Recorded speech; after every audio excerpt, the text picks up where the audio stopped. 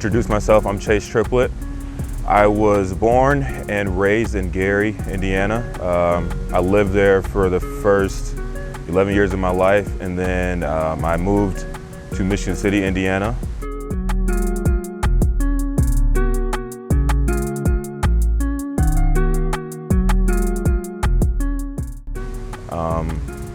From there, while I was in Michigan City, I started playing football. I went to Michigan City High School, and that's where I kind of got my recognition and became who I am today. It's through Michigan City football. So I first started playing football in middle school, 7th and 8th grade. And then I kind of just transitioned to the high school level. I wasn't, the biggest kid. I was pretty small, played linebacker, but then I had the opportunity to move up to varsity my freshman year. And from there, that's when I knew the work started. So I hit the weight room, put on, 25, 30 pounds, got up to about 225, and I started to make a name for myself on the field. So growing up, my parents' priority was always academics. That was before any sport, any activity. We had to, get good grades. So taking the lead from my sister, she was always the smart one in the family. Both my parents, graduated college.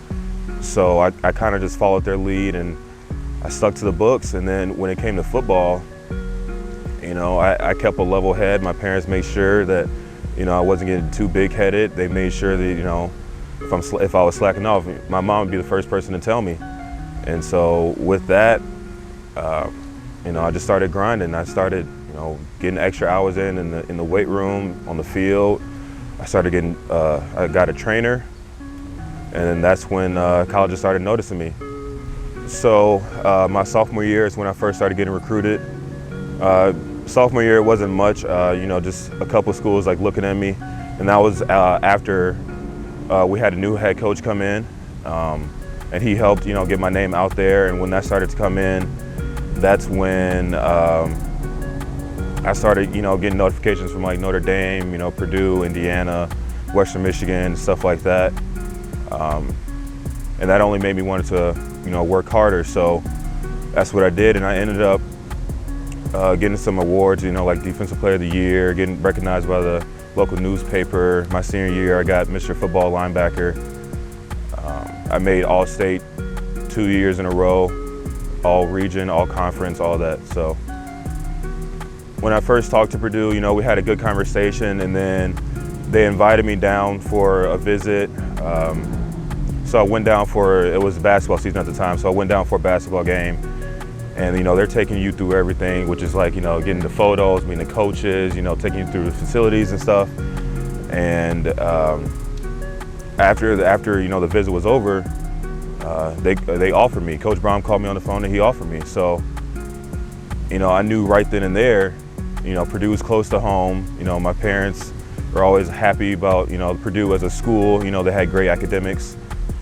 So it was honestly a no-brainer for me. It was the easiest decision I've ever made in my life. So the next day after they offered me, I committed, and I stuck with that decision.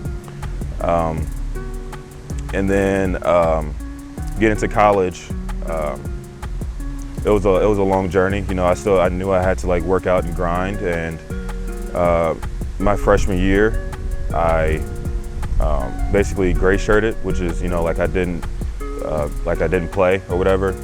And then the next year, which was this past year, was my first official season. But for me, it was kind of cut short because of injuries, my back injury. So for the past, I would say, year and a half, I've been struggling through, always, being in a training room with my back, and I've had, shots in my back, and just trying to live a daily life knowing that it's not the same anymore.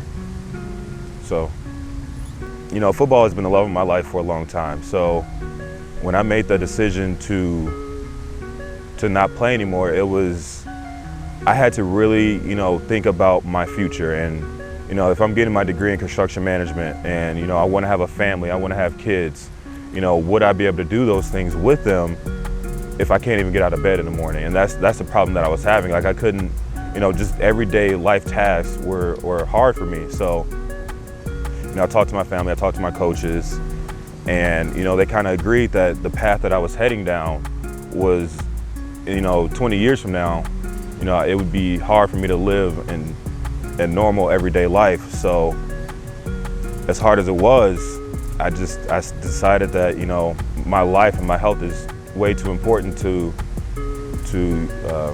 continue playing. And since then, I've lost 25 pounds. I've been able to recover a little bit, get back in the weight room a little bit, not doing all the things that I was doing in football, but I'm able to have an everyday life without being in pain pretty much every day.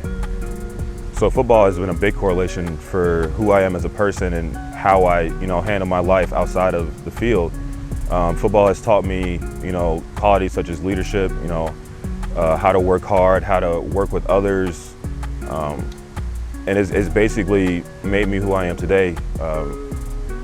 With football, it's a team sport, so you have to learn how to communicate with others. You have to learn how to work with others. You got to learn how to, at certain times, lead each other. So all of that has transformed me into, the role that I want to play in my community and in my life. I want to lead others. I want to work hard at everything I do, and I want to be the best that I can, which is, something that you're taught to do when you're playing football. So if somebody's battling, like an injury and they're trying to decide, whether I should, keep playing or not, my biggest advice to them is figure out, what you want out of life. If you're really very passionately, about your sport or your activity, then go for it. But, if you can't see yourself performing at a high level with that injury, then I think you should just take a hard look at yourself and realize that, life without your sport or activity is, you're gonna be okay. If you have a backup plan, if you have something else that you're passionate in, you can always strive for that. Just because you stop playing, that doesn't mean you have to leave the sport. There's other things you can do within the sport. But at the same time, you're always taking a risk. So you have to decide, if that risk is worth it. You have to decide, can you be okay without it, and just talk to your parents, talk to your coaches, see what their opinion is, stuff like that. So anybody that's going into any career that's an African-American male, my biggest advice is, set high standards for yourself. This world is, I could say that. This world is, they look at African-American males different. So hold yourself to a higher standard than everybody else, Be proud of who you are as a person. Don't ever jeopardize your values. Always strive to do the best that you can, and always strive to never be complacent. Whatever you're passionate about, whatever your career field that you're going into, work as hard as you can at it. Try and be the best that you can at whatever it is you want to do. And I think that's, the best thing that they can learn. The biggest thing that I want people to know is that I'm not just a football player. I'm not just, just like your everyday, I guess you could say jock. I have more to me. I'm majoring in construction management. I'm getting a certificate in business entrepreneurship. I love doing, videos, meeting people, traveling the world. So don't just label me as that typical, athlete. There's more to me than that.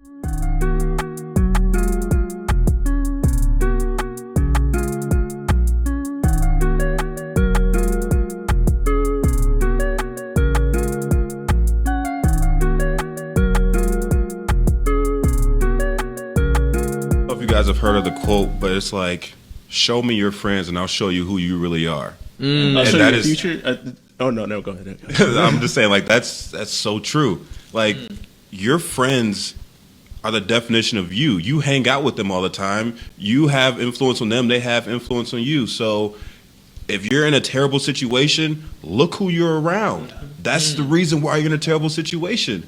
If you want to change your environment, what you're doing in your life, change your friends. Be around people who are equally as motivated as you and equal-minded as you. Otherwise, you're going to stay exactly where you are.